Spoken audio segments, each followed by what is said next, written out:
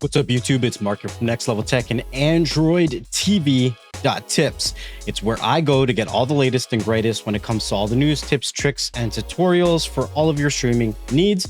I do talk a little bit also about Apple TV devices. So if all of that is an interest to you, make sure you hit that like and subscribe, and we'll dive into it. So if you go over to the news section on the website, you can also find a bunch of articles. One of the articles that came up recently is an article from AFTV News. And AFTV News is talking about your next Fire TV remote may never need replacement batteries or charging thanks to a built-in solar panel. So currently, with the current lineup of remotes, you have batteries that generally come with the devices that you buy, Amazon branded batteries, and you can put them in the remote. And the nice thing is the remotes do communicate with your streaming devices, and you do get a notification if your batteries are running low, and it'll tell you what device is running low with the batteries in that remote. So you can go ahead and you can switch them out. Now, they are looking at potentially coming out with a remote that has a solar panel, so that it is always charging. The newer remotes do have backlit features and some additional things that could drain the battery a little bit more. Now, remotes in general don't use a lot of power, so a trickle charge through a solar panel, even the size that it is, could be sufficient to power the device, especially if it's not the Pro remote and it's using things like the solar panel. The Pro remote in the future, I think, would be beneficial if it had USB-C charging and maybe a solar panel, because there are devices out there that have dual charging options like that, or dual powered options, right? So we'll go through the article and then we'll take it from there. So it says that this was actually announced at CES, which happened recently. It actually happened last week.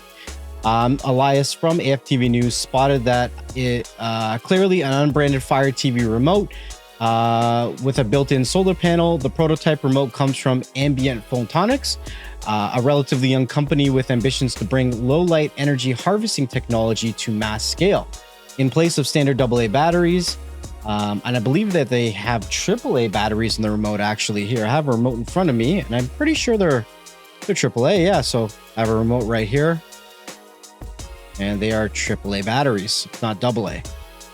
We're getting to a time in our life where we have to charge everything: our watches, our headphones, our phones, our laptops, like everything needs a charge, right? And then we also carry around devices like power banks so that if we need to charge something on the go, we can.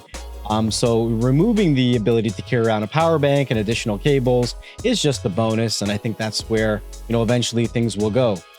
So it says, while putting small solar panels on a remote certainly isn't a new concept, and that's for sure, because if we actually go over to Samsung's website, right, we can actually see back in 2021, they were coming out with solar cell remotes that had dual power options. You could either use it through the solar panel, or they had USB charging as well. So it's not a new concept, but it is nice to see more companies adapting to it.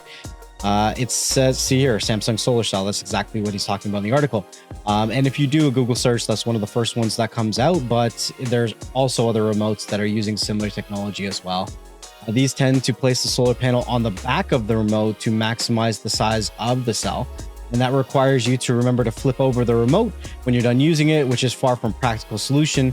The cell placed on the front of the prototype Fire TV remote seems to indicate that the technology may now have advanced to the point where the concept works without sacrificing practicality or comfort, which is a really, really interesting thing. So if we look at this, you can see the size of the solar panel, and I would probably guess maybe that's around, an inch by an inch and a half, or an inch and a half by an inch and a half, let's say. And if we go over to the Samsung remote, this definitely looks like a lot larger of a remote, right? So, but it could also mean that it's a lot larger because it's not getting the same amount of charge time as if it was placed on the front. So was this placed on the back to get a larger size, or was it placed on the back so that there was more room on the front for buttons, right? So you kind of have to play both sides or both angles when designing something like this, which one makes more sense. So definitely the way that Amazon is doing it, especially on the Lite remote, not the Pro remote, where it doesn't have things like the backlight features and stuff like that. It doesn't require a whole lot of power, and generally we're not using the remote as much as we're using the device. So we'll set something up. If we're going to watch a movie, we'll maybe spend 5 minutes browsing, putting something on, whatever it may be, and then we're watching that for an hour and a half, 2 hours, and meanwhile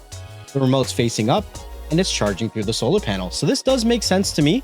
Let me know what you guys think. It still would be nice, in my opinion, to see some form of USB charging as well, because the trickle charge is nice, but again, it's also a trickle charge. Solar panels are nice, but they're never going to be as quick as a wired charging, right? So if you could give this a full charge through a USB charge and then just trickle charge it, it probably would last for years, or maybe a year, and then you'd have to charge it again. But it kind of gives you that backup power option, so that if there is an issue with the solar panel, you can still charge it by USB-C. That's what I like.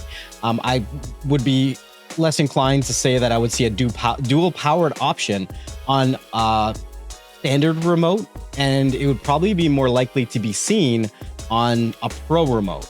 But you know, Amazon's going to do what Amazon does. But let me know what you guys think about this. Would this be enough for you to go out and buy another remote, or would you just wait to buy another device that comes with this remote? Let me know what you guys think in the comment section down below. Just remember, we also have a Telegram group. It's absolutely free. There's over 2,000 members in there. There's a lot of people that are always answering questions. A lot of good people in the community that share information. So if you're looking to stay up to date in the streaming community, make sure you join the Telegram group, and I'll put a link at the bottom here so you can join it. It'll also be in the description of the video.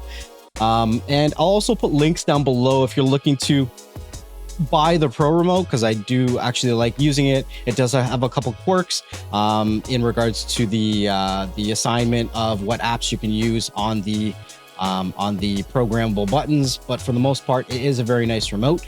And there are some nice cases that are available now for those remotes, so definitely go check them out. It's been Mark from Next Level Tech and nxtlvl.tips, and I will see you guys on the next one. Peace.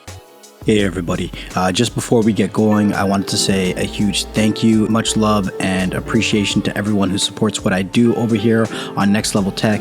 Make sure you hit that like and that subscribe button, and share these videos with a family member and friend.